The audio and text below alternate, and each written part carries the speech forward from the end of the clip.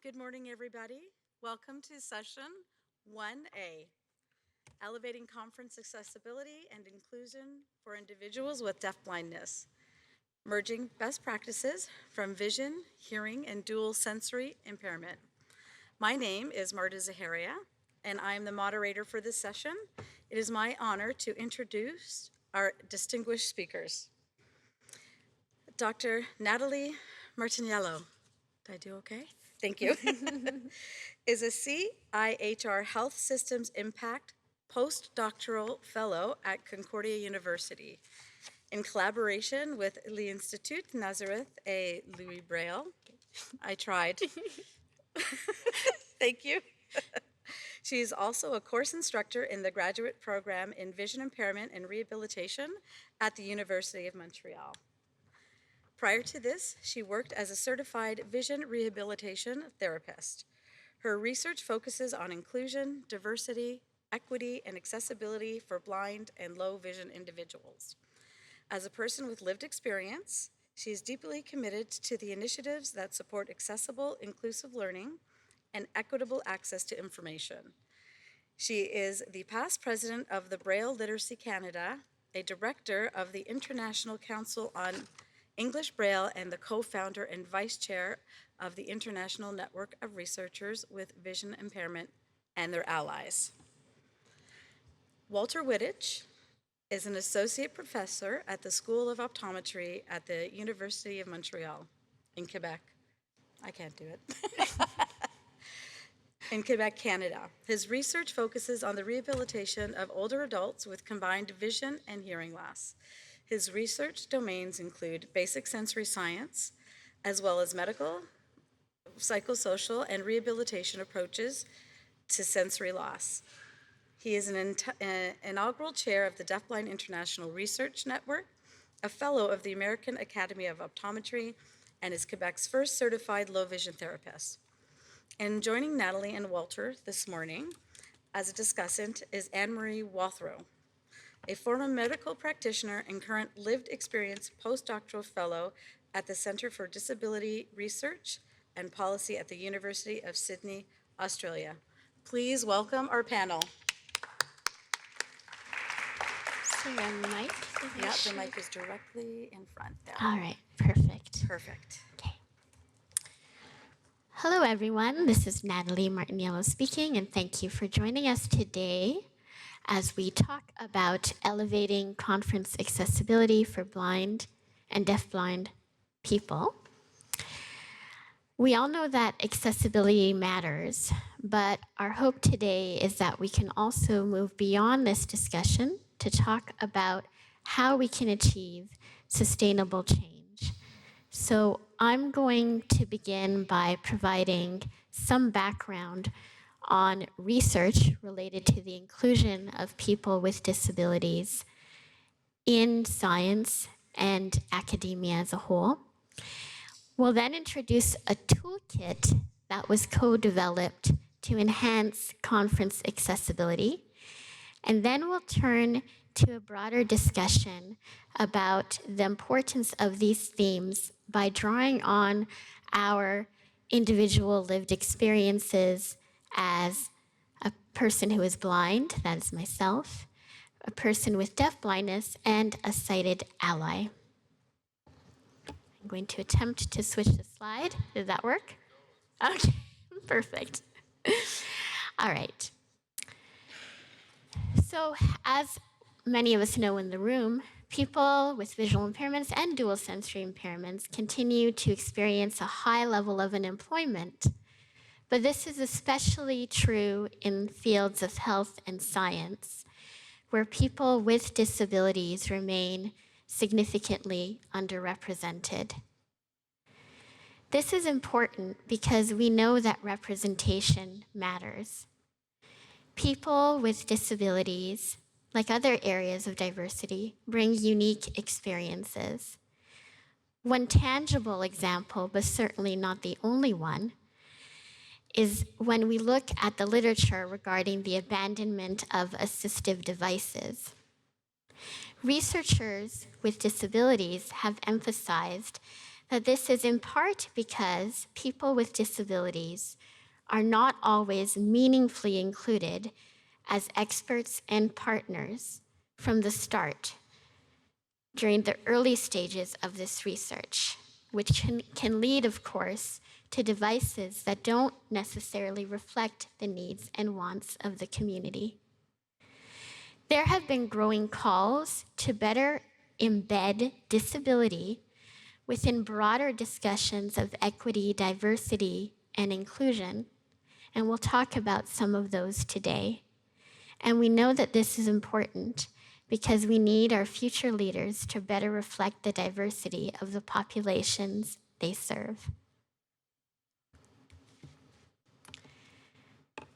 So looking more closely at the employment rates of people with visual impairments and deafblindness, this remains at a staggering 70% of unemployment across most global North countries, in all careers and fields, and is consistently lower than the employment rate of many other disability groups.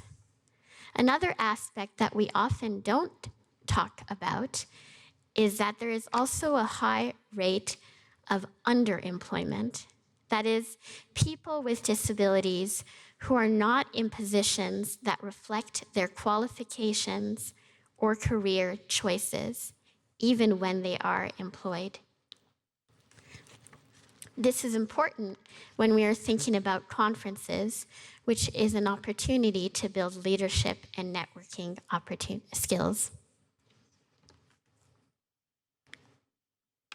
So as I mentioned, this is all especially true in the sciences, where people with visual and dual sensory impairment are significantly underrepresented.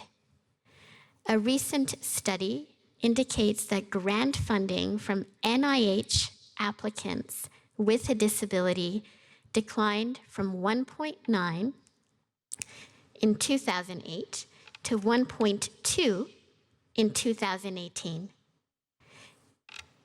For people with disabilities as a whole, though this percentage is lower for applicants with visual and dual sensory impairments. Conferences are an integral part of career building for researchers and practitioners. Attending these events enables the sharing of information and building new collaborations. We know that barriers encountered by people with disabilities as a whole include those related to accessibility, access to information, but also less often highlighted is ableism, the often unconscious biases about disability that can lead to problematic language, for example, people suffering from visual impairment or deafblindness. Switching slide. Okay, here we go. So there have been several initiatives to address many of the barriers that we've raised. And one that we'd like to briefly highlight is a joint collaboration to develop a toolkit on conference accessibility, co-designed by the Johns Hopkins Disability Research Center, led by Dr. Bonnie Sweener, and the International Network of Researchers with Visual Impairments and their allies, INNOVA, which I co-lead and which we have several people represented here today. This toolkit is available in multiple languages online and includes recommendations for before, during, and after a conference for both speakers and organizers, and we will briefly highlight some examples. Guidelines for organizers include meaningfully including disability experts and disability organizations early on in the planning process. This also extends to the conference planning team that is hired and ensuring that they understand accessibility best practices. Select an accessible venue. This includes reserving meeting rooms that are close together, including tactile indicators and high contrast indicators for changes in elevation, braille and large print signage, and written instructions to find key areas in the conference available to all participants. Additionally, ensuring that all information is accessible, which makes sense to those of us here in the room, but one example of this are images in social media announcements for an event. So, as many of us know, you can add alt text or written description to a document, to an image in a document, or a social media post. And there are guidelines on how to do this in the toolkit if you'd like to share this with others. Next, ask on the registration form about accessibility needs and follow up with participants in advance of the event. During the event, ensure that you introduce yourself by name and role and use name tags that are easy to visually see. Similarly, include recommendations or guidelines for ensuring the accessibility of posters and oral presentations as part of the requirements for all speakers. In the post-conference feedback survey, ensure that there's a question about accessibility to inform for future events. Here are just some of the guidelines for speakers at a conference. Ask about the general guidelines you should follow to ensure the accessibility of your presentation, including high contrast and image descriptions. During an oral presentation, include captioning and describe relevant images that are important for understanding the message you are trying to communicate. And we include examples of good verbal descriptions in the toolkit as well. During a poster presentation, identify yourself when someone is at your poster. I can share lots of amusing stories about that during the discussion.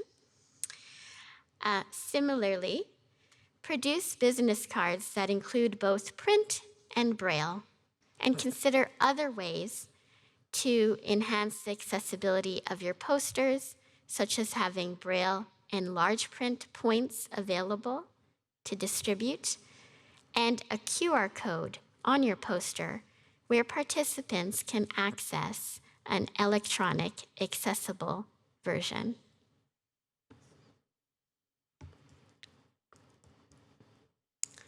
We also include a link to the Deafblindness Conference Accessibility Toolkit in the PowerPoint as well, which some of you may be familiar with.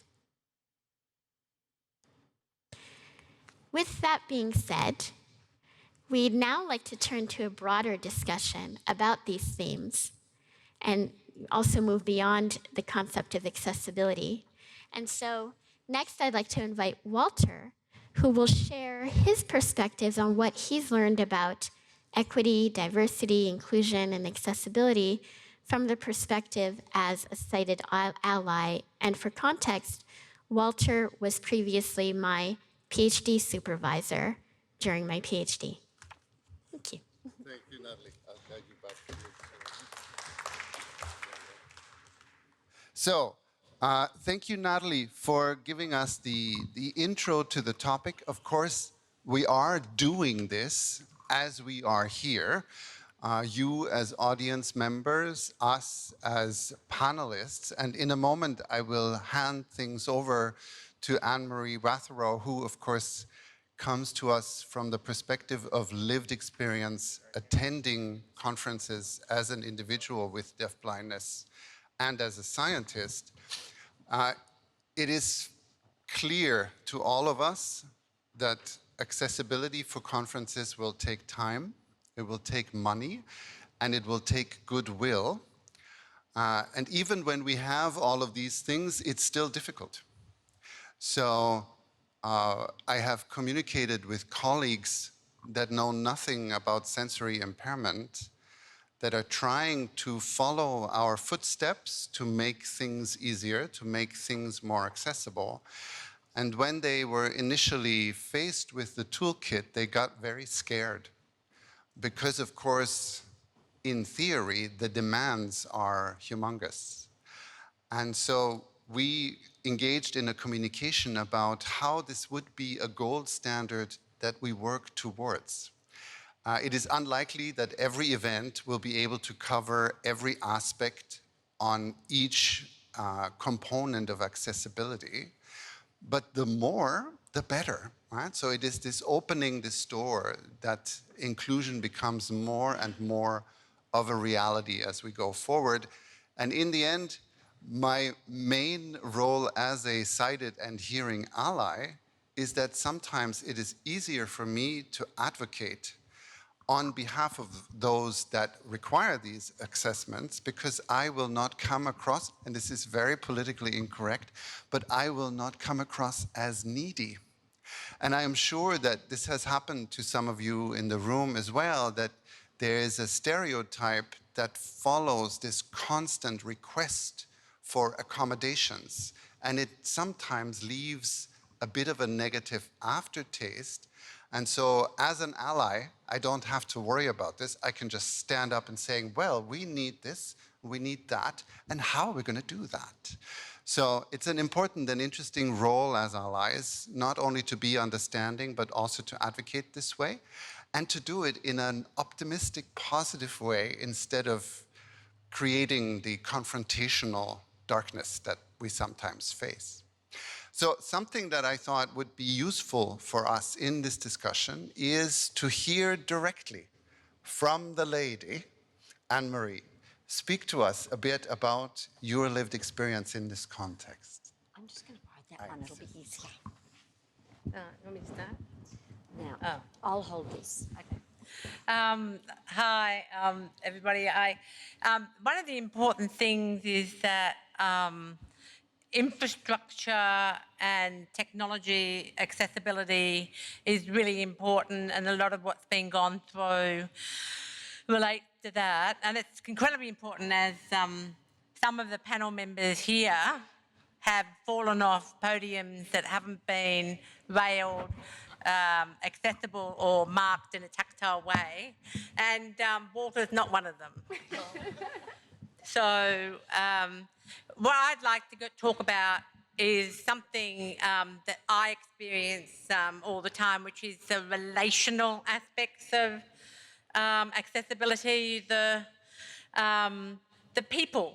And so not just for single and dual sensory impairments, but also other disabilities. And my comments also relate to how what we do for people with single and dual sensory disability actually helps everybody. I mean, I know lots of sighted hearing people who run around forgetting their reading glasses. They love live captioning. And people who have bad audio connections, love live captioning as well. So this is about everybody, and not just, I think we sometimes get really quite focused on, oh, we've got to do this for the one person with disability who's coming, and it's costing a lot of money and a lot of time, but nearly everything we do helps other people, whether it's neurodivergent, communication disability, physical disability, sighted hearing people, everybody. So I think that's the spirit in which a lot of this should be approached. And one thing that I think we really need to do is to involve people with lived experience from the beginning, the middle, the end, and afterwards of event planning, meeting planning, everything. I'll just use the word meeting to cover everything. And in that way, if we start including people, you're going to grow two things. You grow the body of knowledge about accessibility because it's constantly changing. And two, you also grow people with disability as expert knowers, and it increases chances of employment, and it's good for people to be included. So Okay, so my experience has been that good meeting etiquette is absolutely essential, and it's the thing that is always overlooked when we're talking about accessibility, and it should be universal. So, and this good meeting etiquette includes all the attendees, and it should also be recognised that presenters and organisers and conveners of meetings can also be people with disability. And I know that's a really shocking revelation, but it's true. And there's going to be more and more of us coming through.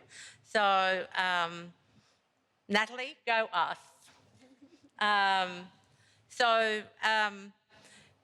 We need the moderators and chairs and organisers of meetings to reinforce the meeting etiquette so that we've got, you know, everyone can access the content and that there's respectful turn taking. So, firstly, I say acquiring specific knowledge, and you know, because lots of people, we need acronyms for absolutely everything. ASK, ask. So, ask about the accessibility needs of people, of attendees and speakers. And sometimes, if you know, approach them personally and see what's needed. People with disability ask for help all the time. And sometimes it goes a long way if we're actually asked, how can we make this work for you? And don't assume you're fully accessible. It always irritates me when you get a flyer for an event and it says fully accessible, as there's no such thing. Some of the accessibility provisions for some people with disability will in fact be inaccessible for others. So a simple example would be contrast, sensitivity and glare. So some people with disability require full-on lighting in order to be able to access content. Other people require dimmer things. I'm really struggling up here with the lights. So you can't always give every single person every single aspect of accommodations and accessibility, but we can try to approximate it. Captioning is a good example. As I said before, this helps everybody, you know, poor audio conditions and who've left their reading glasses behind. I think sometimes this is also overlooked too, booking a larger room. Sometimes some speakers bring an entourage. We sometimes have service animals. We sometimes have assistants. Sometimes we have 2 assistants. And if you have a lot of people with disability involved, you may need a larger space. So that's an important thing that's often overlooked.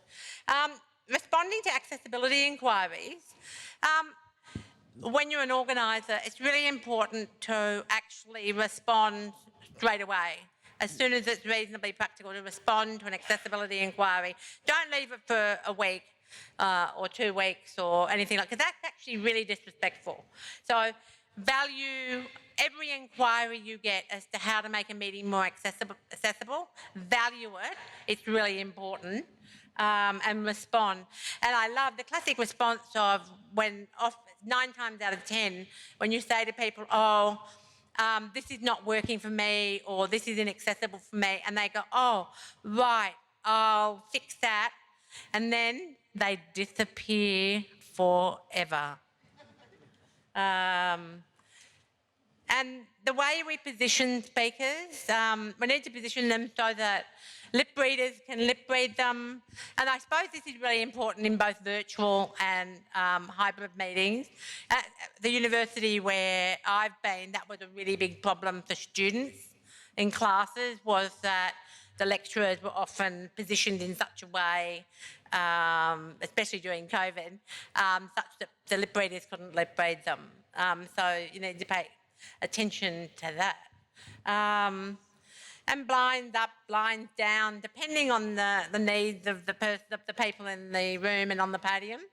And at the beginning, explain the accessibility features of the meeting and the platform and the meeting venue, and that should be given at the beginning and middle and on the actual event itself. The other thing that's also relational is we need to look at announcing at the beginning how we're going to manage question time. So some people with disability, for instance, I can't manage question time in the same way as Clever Walter can. So it's really important to be aware of the fact that you might need information relayed to you, so you need to have time, that you might need heads up Marta, you might need the question from the audience restated because I might not get it for the first time or it might not come up on the speech to text. So handling questions and answers. This is the other one that people start off really well with this, which is describing the visual content. So all graphics, all pictures, all photos, everything to describe those for those that can't see it. I went to a meeting earlier this year and the organiser said, absolutely, we're going to describe everything visually. And the speaker got up and said, well, I've got purple streaks in my hair and I'm wearing a green dress with white spots. And that was it. And then she produced a whole bunch of tables and the slides. So we need to be clear sometimes as to what describing visual content means and what we're expecting. I'm really guilty of this one, slowing down. Speakers need to speak at a comfortable pace because if there's interpreters and transcribers and people who are really working hard to make sense of the material that you're giving them, and I do apologise, I speak really quickly when I'm nervous and I'm consciously working on slowing down. So, and pausing when asking questions, pause to ask so that the interpreters get a chance to relay the questions. Another thing that's really helpful is that particularly if you're in the sort of project meetings and work-related meetings, is if you introduce yourself, because really clever live transcription now can tell people apart, but I haven't yet worked out how to tell people apart, and I probably never will. So it's really helpful for interpreters, for transcribers, and for the AI type of transcription, so that you say, every time you speak, you say, Alex here, you know, Riley there, you know, from such and such, and you just, and that way then your name comes up on the transcript as having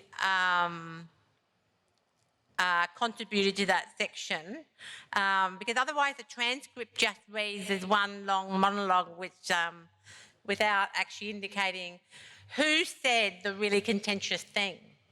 Turn taking needs to be respectful and moderated by the chair. This is probably more for, I mean, because you guys aren't all trying to speak over the three of us, but if you're in a work meeting, and often people get heated up and excited and they're all talking all at once, so the interpreters, the transcribers and the transcription can't pick any of that up, and so you lose a lot of meaning. So everybody really needs to use the hands up. You need to have some obvious visual and alternative ways of indicating turns, like chat boxes and hands up function.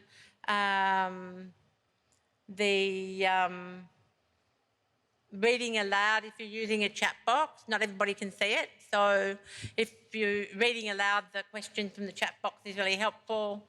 Having breaks, it's really exhausting. If you've got a long project meeting, it's really important, particularly if there's people with disabilities.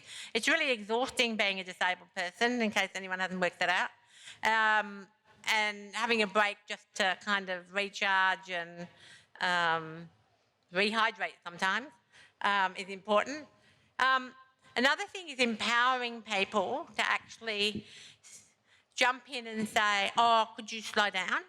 And that's a really important thing that we need to make sure people with disability are empowered to, and their assistants. Susie here will often jump in at a meeting and say, right guys, can you slow down please? The transcription's having trouble or Emery's having trouble. So that's really important, that people are empowered to say that. Sharing all the files, I mean, and also, and transcripts, it will always be content, particularly in multimedia, there will always be content that can't be rendered fully accessible at all times, but sharing all the files, sharing the transcripts allows people to take longer, go over it with all their own accessibility software or assistance to go over it and learn from it. So, and then finally I would say, respond to criticism with really good grace and respond to it efficiently and kindly, because if you're a person who lives with disability, you get rubbish. Or, you know, you get rubbish most days. That, you know, you go to the bank, you go, you're in a queue, you go shopping, you go to work, you go to a meeting. So that the kind of microaggressions, the inaccessibility, that's all layered on top of what you're already experiencing. So if there's a complaint, respond gracefully, respond respectfully, and respond quickly. And do what you can to get things happening. And since Walter's, he's outed himself as being good as a sighted hearing ally, phone Walter. Thank you. Thank you so much, Anne-Marie. The microphone is back with Walter. So I would like to welcome all of you to share comments with us or questions if you have anything you want to explore further. While you work up your courage to ask your question or to make your statements, I remembered a communication that Natalie and I had many years ago that really brought accessibility home to me personally, because Natalie was preparing a conference presentation at a mostly sighted event. And so she decided to create an accessibility feature for her sighted audience, which was a PowerPoint presentation, because she is terribly aware that for sighted people, it is easier to pay attention when they have something to look at. And it really brought home this idea for me that you need to know your audience. You need to know who you are speaking to, how you are speaking to these people, how do you communicate, and which is the easiest and most efficient and effective way to accomplish this. So do we have anybody who would like to take a discussion? I'm going to just take the microphone over there. Thank you, Frank. This is Frank walking. Thank you, Frank. Kevin Prince, Deafblind Association, New Zealand. A couple of things came to mind just coming to this conference, and I'm not sure if they're going to be included because I haven't read the guidelines yet, but the environment is hugely important, and it's some of the bits that we don't think about. So as we go out to the meeting area outside, there aren't lots of chairs where someone who's got a physical issue can just sit down and take a rest. And the other one that was really important, my colleague is profoundly deaf in one ear, limited hearing in the other. We were trying to have a catch up and sort out some technology at the end of the plenary session, and they turned music on for no reason. So thinking about your audience, thinking about those little things is really important. So the environment is massive. Sound absorption, please. Yes, thank you. So Walter, again, here you're completely right.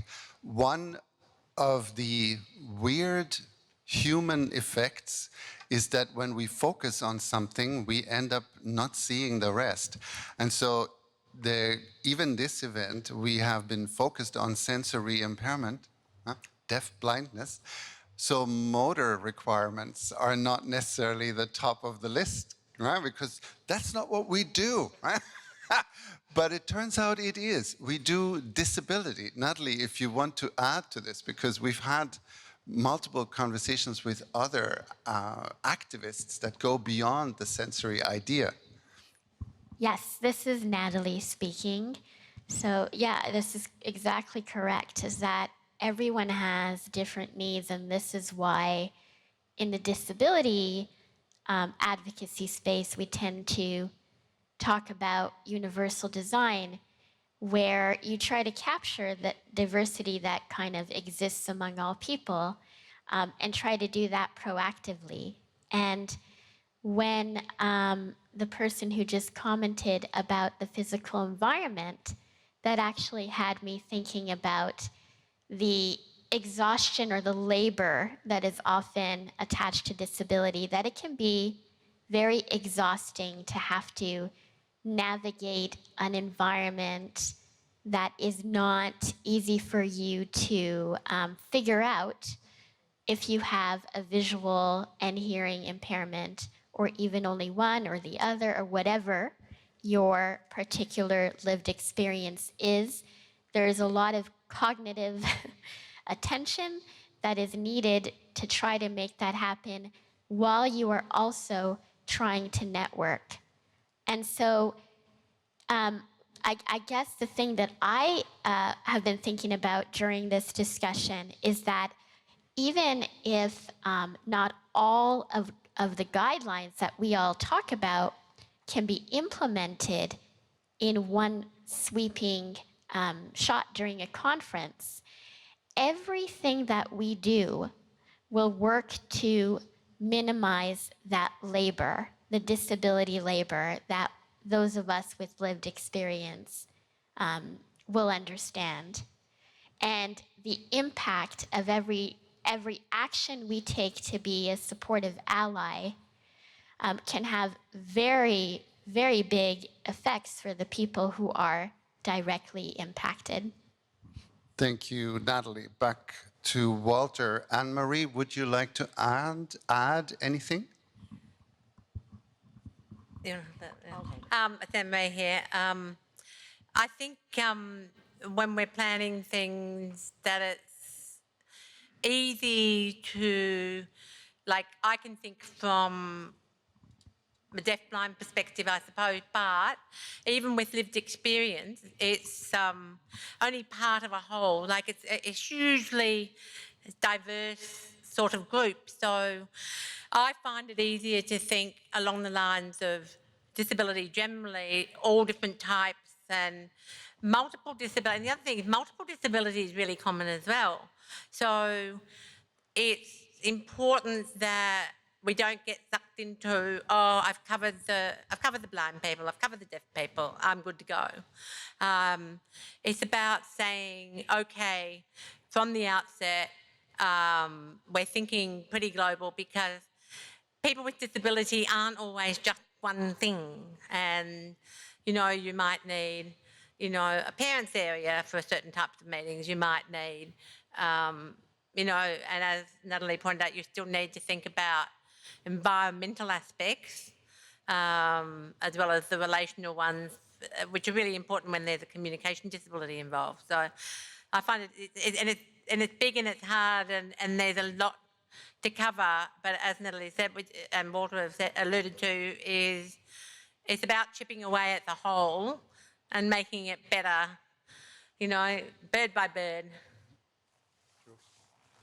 Thank you. I was also reminded a lot of my own research focuses on older adults that have acquired vision and hearing loss late in life. When I communicate with the gerontology geriatrics community and we speak of accessibility, their immediate assumption is mobility. It is arthritis, it is stroke, it is the age-related things, and sensory piece is minimal, forgotten, or yeah, that other people do that. But the thing is that it is actually not other people. It is all of us that have to somehow do all of it, or at least remember that the rest exists, and it's an ongoing challenge. So the good news is that there are members of the Accessibility Committee in the room, And I also continue to encourage all of you to bring information to us about things that did not work out the way they were planned. It is a process, and the DBI guide about accessibility is a living, breathing, and growing document. So whatever feedback you have for us will continue to make this better. In my peripheral vision, I see that we are approaching the end. Is that how it works? We are. It is 11:48, so I'm sorry to interrupt. It is Marta speaking again.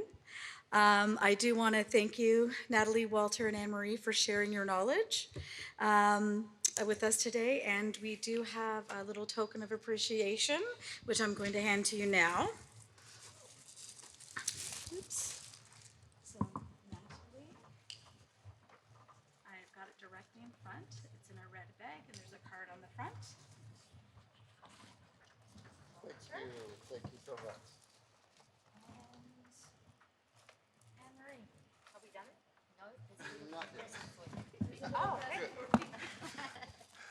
Thank you very, very much from all three of us. Thank you to our audience for coming to join us. And yeah, we look forward to continued communication about accessibility. Thank you so much.